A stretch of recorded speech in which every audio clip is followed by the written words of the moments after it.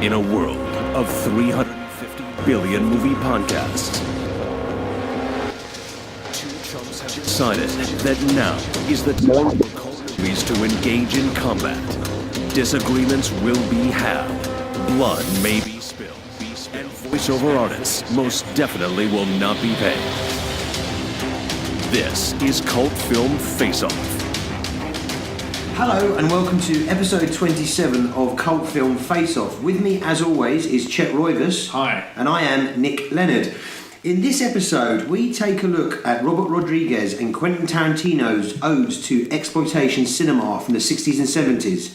Their double feature, Grindhouse, came out in 2007, complete with faux trailers from renowned directors. First up, from 2007, is Planet Terror. A bioweapon is released in Texas, turning thousands into infected flesh-eating creatures. It's up to a group of survivors to stop the infected and those behind its release. Planet Terror. Say a prayer for your old man. No dead bodies for Dada tonight. What happened to your arm? I got bit. Bit by what? If I told you, you probably wouldn't believe me. They're not living.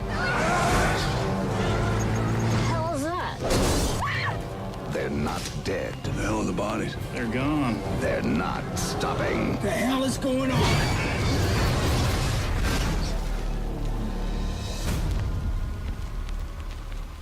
Jerry. This infection will spread all over the world. You want the story? I'll spin it for you quick. We got a face full of DC too. But the laws of science are broken. Right now, the soldiers are turning.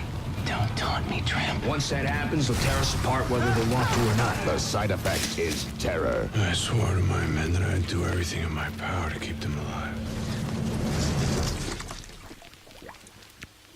I never had a choice. Now, the last hope for humanity I'm gonna go get Jerry. Fine, but we're taking my car. I'm riding with you. rests in the hands of a few. I have no leg! I made you something. Stand. Up on. No, the other way. No, the other way.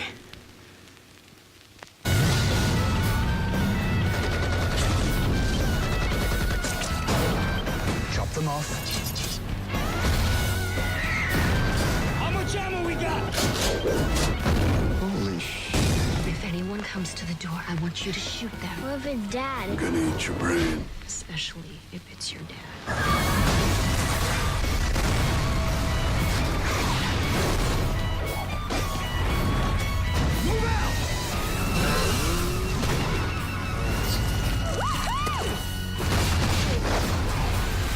Robert Rodriguez, Planet Terror, a Grindhouse feature.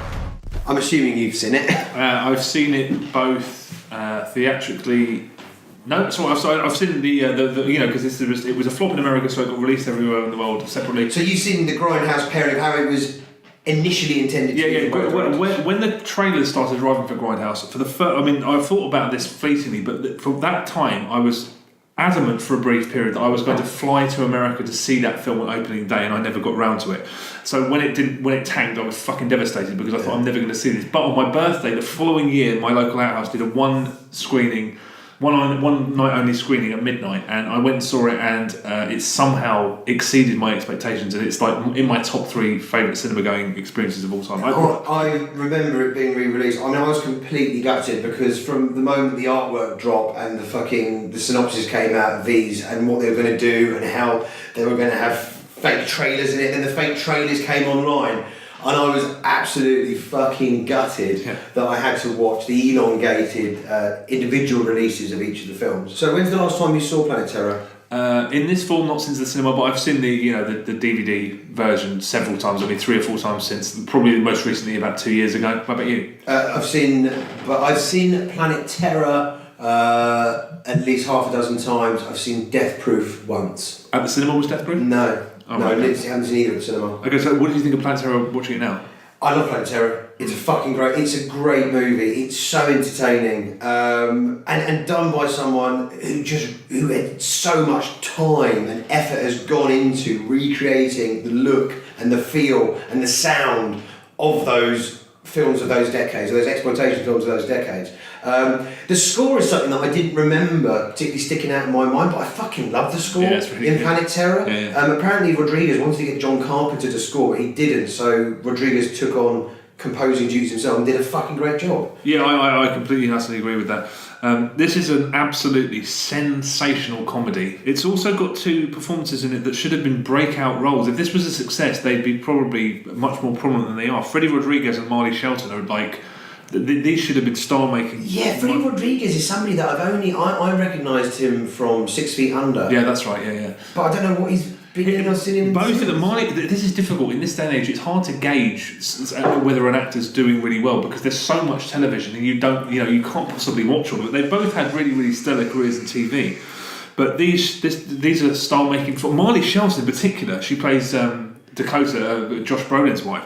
She performs with such conviction. It would have been so easy for her to be a bit winky or a bit sort of, she could have sold it short, but she's so goddamn good. It could have been a histrionic performance, and it absolutely wasn't. She is fantastic and responsible for one of the most wince-inducing sequences I have ever seen in a fucking film. When she is breaking her wrists on the car to get it in. Yeah. In fact, I think absolutely everybody in this film is absolutely terrific. I think it's a brilliantly directed and brilliantly acted film. The one exception is Quentin Tarantino, who I swear to God, most bad actors get better as they go along. He's somehow getting worse because thinking back to him as Mr. Brown, like he was Brando compared to this, and then you think of him in Django Unchained, he's even worse. He's so... he can't even take a syringe in the eyeball convincingly. He's a fucking shocking actor. But then again, I suppose that's part and parcel. This is the one film where he can get away with it. Well, I completely agree because this is essentially... I completely agree with that because he juts out in every single film he stars in. He juts out from Dusk Till Dawn. He's terrible in it. Django Unchained is just stupefying self-indulgence that he puts himself in that ending scene with the first podcast we did. Wolf Creek? Yeah. Mick Taylor? Yeah. No, it's not him, is it? It is. Is it? It is. And he's got a terrible Australian accent. Yeah, I know. The guy he does that scene with is Mick Taylor. How the fuck could I not know that? Really? Fuck yeah. John Jarrett, yeah. John Jarrett, yeah. I had no idea. Yeah. Fuck. I had absolutely no idea. But the thing is, that's so... whenever I watch Django Unchained, and I love that film to absolute bits, I always forget it's coming, God, I forgot. Yeah. Tarantino's here. There's even a bit... that bit when he gets the dynamite out of the pouch on the side of the horse, he can't even do that convincingly. You're just looking at him going, why do you do this, QT? You fucking sabotage your own goddamn films. But this is the only performance he can just about get away with because it's in sitting with the fucking tone of the movie. Yeah. But he's a horrific fucking screen presence. No, it's terrible. But even do you know the guy who plays the strip club owner? He's the realtor for Robert Rodriguez. Yeah, and his actual doctor is and they fit perfectly. It gives it that flavour of where random people would just randomly get cast. It's totally in keeping with that tradition. It's one of those films that there are so many lovely touches in it. I love the way when Bruce Willis is introduced, it lingers on his face. The way old movies used to look what we got. Yeah, there's the movie stuff. I love that about this movie. The fact that it's like every single one of Bruce Willis's shot. He's never actually talked to any other actor, so it is like the old films where they drafted somebody in to do one day of filming, so they can plaster him all over the fucking posters and drop his name. Yeah, but it's just like presenting a trophy. That first shot of him just sort of... Yeah, Rodriguez also said that when that excellent gag, which is sort of it's actually practical in Death Proof, but here it's actually more of a source of jokes where it says "real missing" and then there's that fire. He said that's basically where all the boring Bruce Willis stuff would have been, where he's detailing his plan, and you just realise you absolutely don't need it. The film's so much better without all of that stuff. I love Fergie from the Black Eyed Peas, the way her performance is. It's all butt shots and cleavage, and she keeps flicking her hair back. It's so sexualised, it's just ridiculous.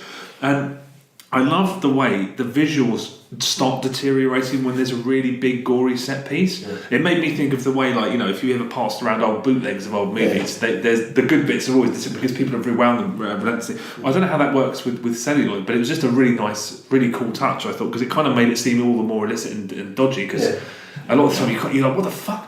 Completely covered it up. Great.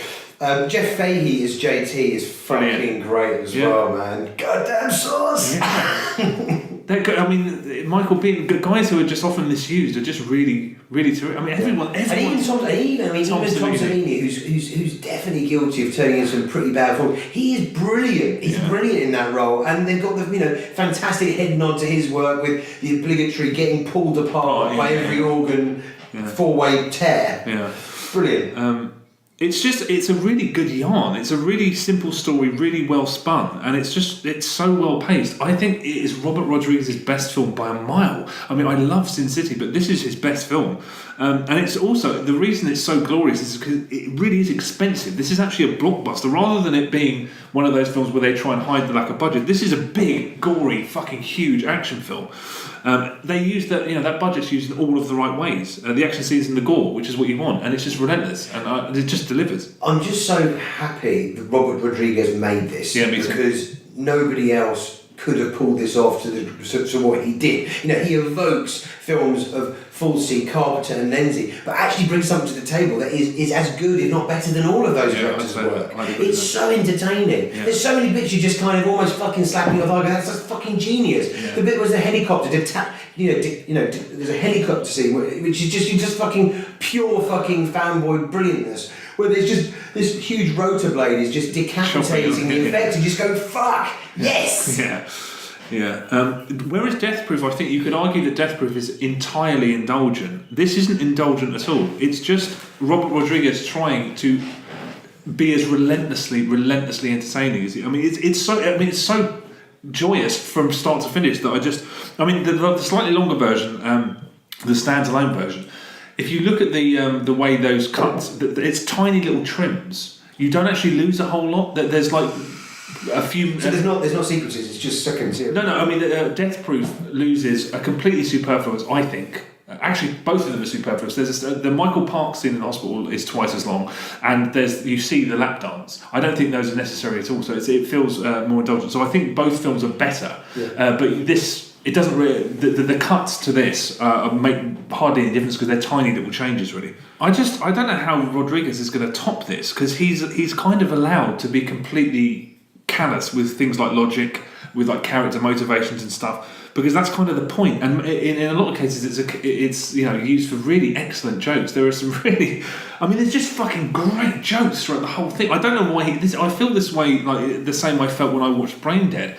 Why isn't he doing like really straight up comedy? In his films, he's got even in Spy Kids, there's some brilliant sight gags. He's really good on sight gags, and I'd fucking agree. Why isn't he just doing straight out balls out comedies? And he's obviously got this is a guy that is just obviously so in love with this genre that he's bringing to life. This is someone who is respectful of the genre, loves the genre, and is basically fucking got everything at his disposal to create an amazing fucking piece of cinema. Yeah. I mean, it really it's so entertaining. It has, as I said, I've seen this half a dozen times at least. Me too. And seen Death Proof once. That's testament to kind of how I feel about those two movies. We're going to go on to talk about Death Proof in a minute. I will say there is one note that it does jut out to me, and it's kind of like fucking other. Robert Rodriguez casts his son in the role of the son of the two doctors. Him shooting himself in the back of the car is just fuck. Which is odd that he's put that in there. Yeah. It's just something that kind of juts out as being wow. That's the first. It's actually just a very poignant, serious, sad point. In all those movies, there's always a moment where it goes a little bit too far. And that's the ultimate going too far. Having your son shoot himself in the head in the back of the car. Yeah, right. So it's kind of like ballsy as fuck. Really. But completely reminiscent of those type of movies. I'm surprised. On the one hand, I'm not surprised that this didn't do as well as it should have done, because I remember before it got announced that Grindhouse was being released in Europe separately, I remember being in a cinema when they played the Grindhouse trailer, and people were laughing. You get this. People are laughing at something. When Rose McGowan had the machine gun leg, I was like, no, I was loving it. But people were laughing. It's like, oh my god, that's as if we were supposed to take it in seriously. The thing is that it is a niche market, and testament to being a niche market is how they performed at the box office. So a lot of people are not going to get it. Yeah, no, that's totally true. I also thought it was weird that they just outright lied in the trailer. The voiceover guy goes 2.5 hours of mayhem or whatever, and it's 3.25 hours. So, I mean, that's quite a chunk. That's 45 minutes. I think they were trying to make it seem more palatable. Like, it's only 2.5 hours.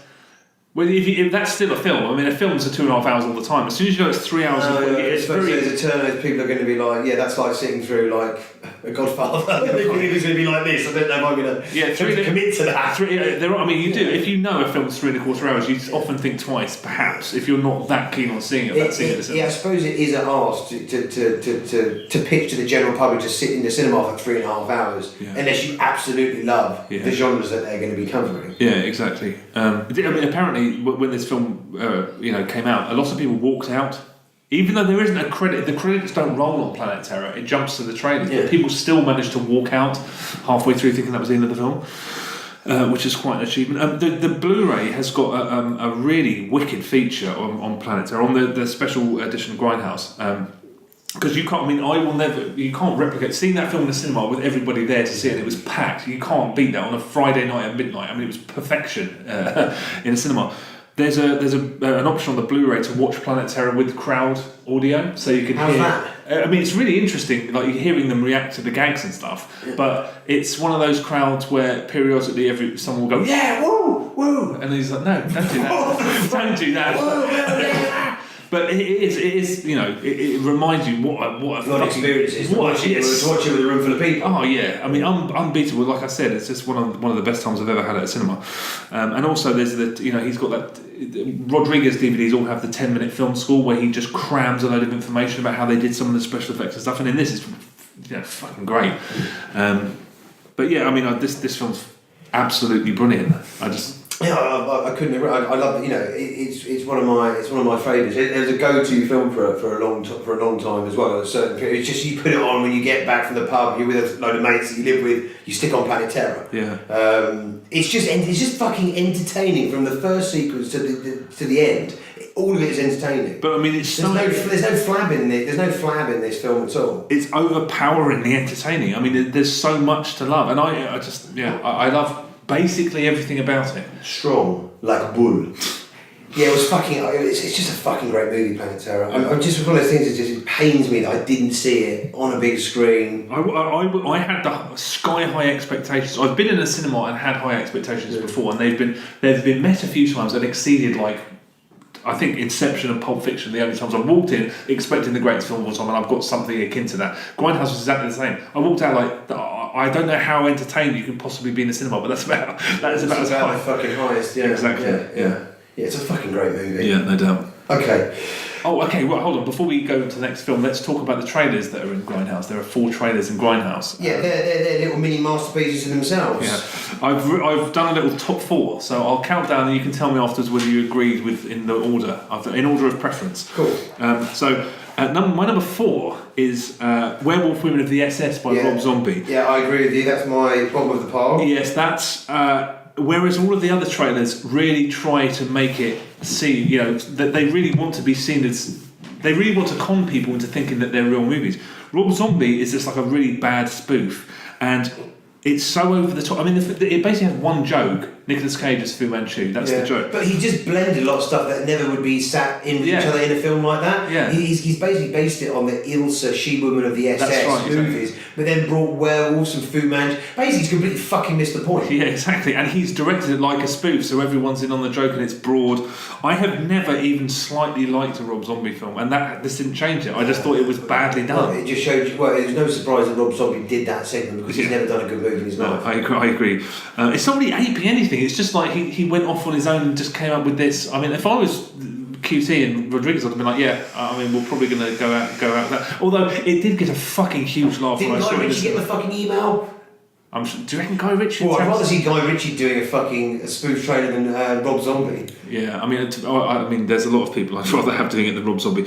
But the interesting thing is that it really is hard. If you've ever even attempted to try and make something that looks like a trailer, it's fucking hard because you have to try and cram in as many locations so it doesn't look like it's set in one place. The skill of cutting a good trailer is like making a fucking little movie in itself. And there's so many things you've got to hit, so many points you've got to hit in such a condensed amount of time that you've got to show it. And Rob Zombie, it looks like he made it in a day, which is the other ones look like they could actually be filmed. They really do, and this one doesn't. I mean, I thought this is the only thing that's wrong with the Grindhouse experience. experience, really. The only properly fundamental thing, I think.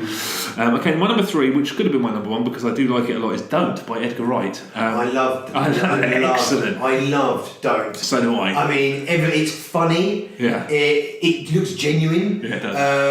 And also it riffs on all those don't go into the woods, don't go into the house film. But the way it's cut, the fucking cutting is fucking amazing. Yeah, I mean, it really is brilliant. And it's also, when Edgar Wright explained what it was, I was like, yeah, I remember when they take a European movie and take it to America and try and disguise the fact that it wasn't made in America, and then and kind of disguise the fact what it's about. And it makes no sense. It's a load of fucking disparate things. Is it a zombie film? Is it what the fuck is it? Yeah, I mean, the imagery of Nick Frost covered in shit, growing on the camera, fucking had me on the floor. Yeah, and that was probably, when I saw it in the cinema, probably the biggest laugh was when they reveal the title. Yeah, don't. And then it ends.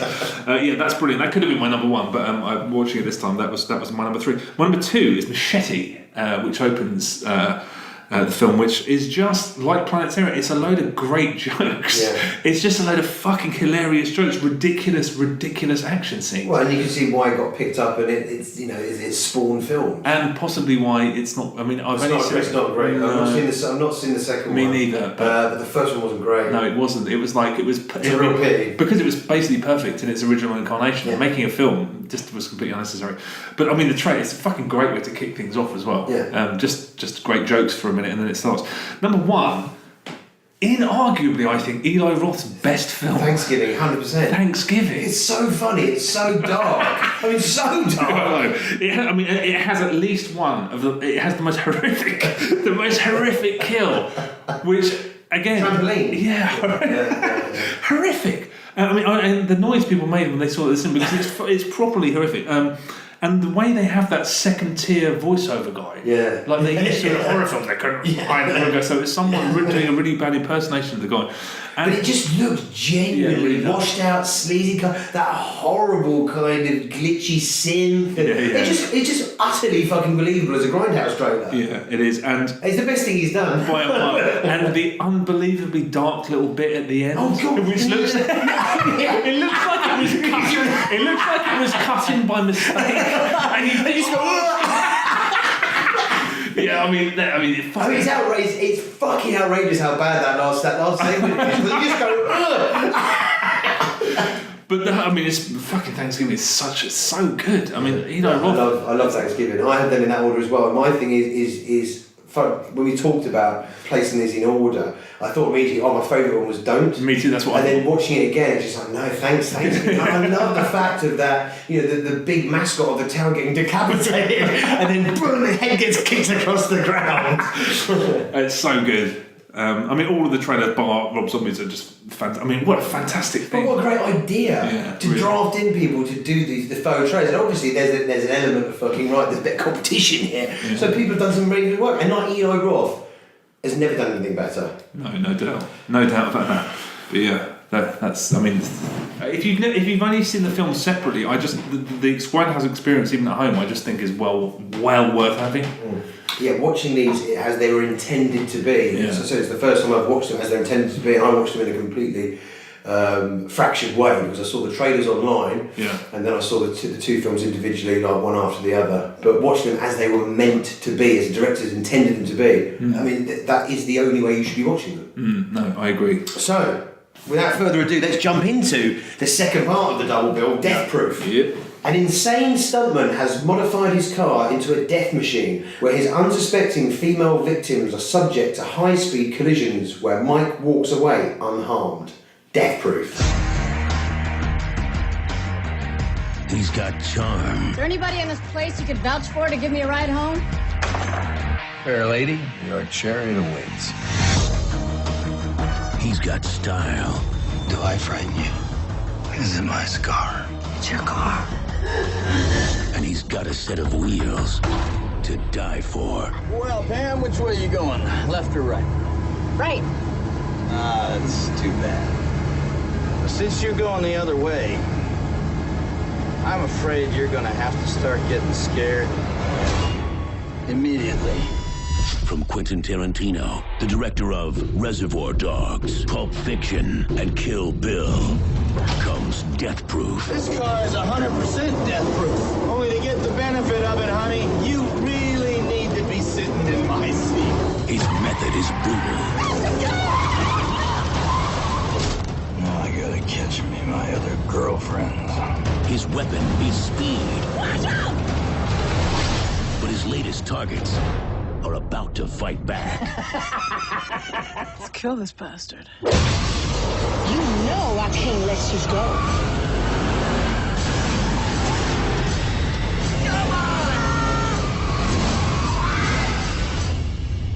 Quentin Tarantino's Death Proof.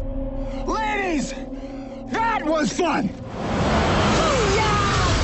A Grindhouse feature. Right, so Death Proof, as I've already said moments ago, I've seen this once. Did you see it in the cinema? No. Sorry, I just answered it. Sorry. So yeah, I've seen it once. What about you? I saw it before Grindhouse. I saw it theatrically released. I saw it at preview with a live Q&A with Quentin Tarantino in the cinema. After I saw the film, I went home and I wrote a review, and it was a glowing review, and I said it's his best film since Pulp Fiction. Fucking hell! Which you were smoking a lot of weed back then. No. It was a bit.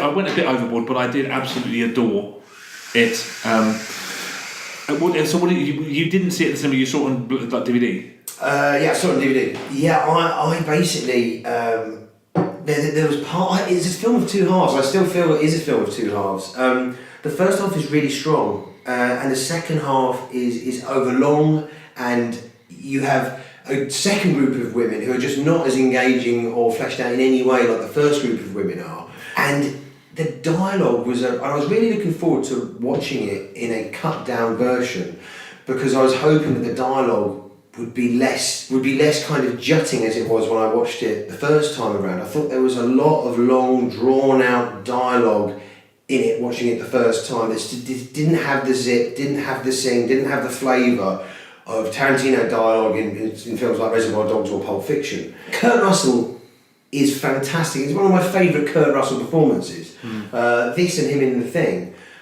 He's brilliant as Stuntman Mike. He just kind of exudes kind of charm, smooth talking, but with an underlying feeling of being a fucking psycho. So yeah, it was definitely the weaker of the two back then. And it was fairly similar. I felt this time I really enjoyed the first half of it. The second half of it not as good, and I loved the ending. I've never liked it quite as much as I did when I saw it for the first time. When Tarantino films come out, there's this really lazy criticism that you see critics come out with, which is all the characters sound like Quentin Tarantino, and I always just think that's the most lazy bullshit thing to say. But in this is actually an issue. I think it sounds like a load of people speaking Quentin Tarantino dialogue, and I think it's because the characters aren't as fleshed out as they need to be, and it is indulgent. It really is indulgent. I kept thinking, get to the fucking point so many times when they're labouring over information. So there's information that we need, like the fact that one of them is carrying a gun, the fact that one of them is a little bit simple, but it's, in Planet Terror it would have been one line of dialogue, and that would have established it, and that would have been move on, we're going, but things take a lot longer. But it's much more about getting into a groove and kind of getting relaxed and enjoying being in the company of these characters, because it does give the action a real kick. Because honestly, every time I watch this, you get to a point you're like, oh fuck, of course, like you completely forget what kind of film you're watching, and when Kurt Russell turns up again, you're like, shit. It's a completely. I really think that it does well to be so completely different from Planet Terror. Such a change of pace. What I found of it in terms of, like, obviously the length that Rodriguez has gone in terms of having looking at the film is on damaged celluloid. Death Proof looks way too crisp, way too clean. The colours are way too vibrant. Yeah, he abandons the whole conceit about halfway through. I remember reading that. It's weird because the first half does look so good. Yeah, and then it's just basically a high def. I mean, it looks like a normal film. Like, well, that's the problem. It shouldn't look like a normal film. I don't know. Is that Tarantino's ego? I mean, why did he? Well, this is Tarantino ego is on a show, and it's on a show explicitly in the fact that he puts himself in a bar scene, being with all the girls want to hang out, and he's giving them shots, and he's calling the drinks cool names. I mean, fuck off, Tarantino. I don't know why he does that, but whether or not you warmed to the Tarantino dialogue or not, and I really did when I first saw it. I really, really did. I was completely entranced. It's never legitimately bad, I don't think, and it's worth waiting for the final car chase, which is just absolutely. I mean, I found it quite hard to watch, to be honest, because until Zoe Bell flies off the car for that whole period, the initial period of the car chase, I don't think there's a single stationary perspective. You're always moving in that car, and the sound of the cars as well. Yeah, that's true as well. Yeah, they sound fucking great. Just to zip back a little bit, the crash that punctuates the halfway of the film is something to fucking behold. My God. Oh, right. The car crash sequence is it's an amazing piece of fucking work. Yeah. It is blood soaked, it is shocking, it is so well done, and genuinely horrific in a shocking moment. Yeah, it's nasty. I mean, this is a really wicked conceit for a movie killer, having a killer car, basically. I mean, it's so stupid, but it's such a solid filmic idea that, I mean, I could, if this film didn't end the way it did, I would watch legitimately Death Proof 2, 3, 4, a guy going around picking up cars. It's doing an elaborate fucking car crash. Yeah, it's a really terrific conceit. But yeah, it was weird how halfway through I did notice that it was basically, it didn't look like an aged, all of the effects that they used to make it look aged had gone. And that just juts out so severely because of the care and the attention and the painstaking methods that fucking Rodriguez obviously went to make it look as authentic as possible. Yeah, and it's, I mean, the Planet Terror is supposed to look quote unquote awful, but I actually think it looks so brilliant. It's so colourful and rich, and so it's great to look at. Whereas I think Tarantino missed a trick. I think he should have kept. But the way everything was lit, and then the bar sequence outside with the rain, they just looked great. Yeah. Whereas on the road with the women and buying the car and everything, it just looked far too lush. Yeah, it's weird. And like I said before, the fact that there's a reel missing is used to skip over the lap dance, which was superfluous in the first place. And it never quite. I mean, this is supposed to be a completely different film, and I get that. But Robert Rodriguez just wants to entertain you, and Tarantino kind of wants to play you a little bit. It's like I said, there is something powerful about the fact that I get so swept up in the story that I always forget that this is a fucking killer car movie, because you're just hanging out with these people for like long periods of time, and then wham, Kurt Russell comes in and just fucks everything up. So they're completely different films. It is worth going to movie-censorship.com, because there is a painstakingly detailed breakdown of the differences between each version of each film, to the frame in some cases. But yeah, Planet Terror, tiny changes, a couple of little gags are missed, but and then Death Proof loses 2 completely superfluous big scenes. And so how much you shaved off the running time of Death Proof? Quite a bit, I think. I think it's bordering on 15 minutes, maybe more. It did feel shorter. Yeah, but the if you go and watch the theatrically released standalone Planet Terror, there's not really a lot of difference, because it's tiny little trims that you wouldn't necessarily notice. Zoe Bell can't act. Well, she's a stuntwoman, not an actress. She's not. I mean, she basically plays herself. But there's something. This is one of the reasons that the Mission Impossible movies work so well. When you can see that the actual character is there. Yeah, it's a big difference. It makes a difference. Yeah. I mean, it is thrilling watching her strapped to that fucking car for the last 10 minutes. And the fact that you genuinely feel that they are fucking going hurtling along. Yeah. And just the fact that like I said, until Kurt Russell comes back, there isn't a stationary shot. So it's just, I honestly found it a bit queasy, and little things like the way Rosario Dawson keeps leaning out saying, "Watch your feet," when he's going and running into them, tiny little things like that. That car chase is a hell of a fucking set piece.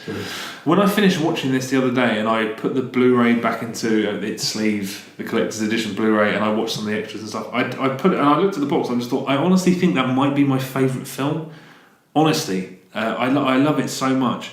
And when I knew we were going to have to come to picking a winner, I honestly thought I was going to say, I can't pick one. I think you just have to have them together. They accentuate each other. I think they're great together, and it brings out the best in them, I think. But Death Proof, I still really, really like Death Proof, but it loses a little something every time I watch it. And Planet Terror only gets better the more I watch it. For me, Planet Terror is just an amazing piece of work. I enjoy it, and I get so much enjoyment out of it every time. Death Proof, I've seen it the first time, and I've watched it again now. I love that first sequence. For me, it's a film of two halves. It's kind of like the first half is brilliant, the last segment of the car chase is brilliant, but there's a superfluous dip in that film with a lot of just quite inane dialogue that isn't really adding much to it. I kind of had to slosh through it again. So for me, Planet Terror is the stronger of the two offering. But as a package, with the faux film trailers and with these two directors, they're great to see as they were intended with each other, with two directors paying massive homage to exploitation sleaze-oramas of the past. So it's great seeing it as a whole, but the stronger film for me is Planet Terror. I do agree. I mean, I do think that the Tarantino film does actually work. Rodriguez does not seem self-indulgent. He is a guy that is lovingly recreating those genres, whereas Tarantino does feel that he is playing about more, but also being a bit too self-indulgent. I'd say watch it on its own, but watch them all together. You've got to watch for the whole experience. I love it. I absolutely love it as a package. I fucking love it. Yeah, if you haven't seen them as they were intended to be, do it. See them. Yeah. See it all, because it's just a fuckload of fun to be had. No question. I think that wraps things up. Yeah. So, thank you very much for listening. You can catch us on Facebook, Twitter. All the episodes are edited to video on YouTube. That's it. Chabless. Laters.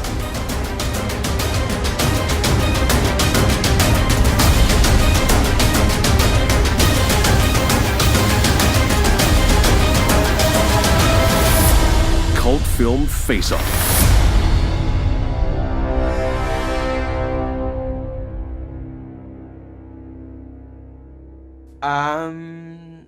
I shouldn't pick really. Well, I tell you, here's my theory about Grindhouse. Is Planet Terror is like the movie that the posters for those films always promised a lot, and then you kind of like sort of the actual film is not really what it says on the tin. So Planet Terror is exactly what it says on the tin, and Death Proof is more like what those films are actually like. So Death Proof is like one of those Grindhouse films where it's actually sort of kind of weird. It's not what you expected it to be, but there's like 2 killer action sequences, and so I feel like sort of Quentin's is the more authentic Grindhouse film, and yet Roberts is more like the kind of cheese fever dream of what you would imagine it to be like from the poster. So I cunningly didn't answer the question. Abstained cunningly, yeah. I say don't is the best one.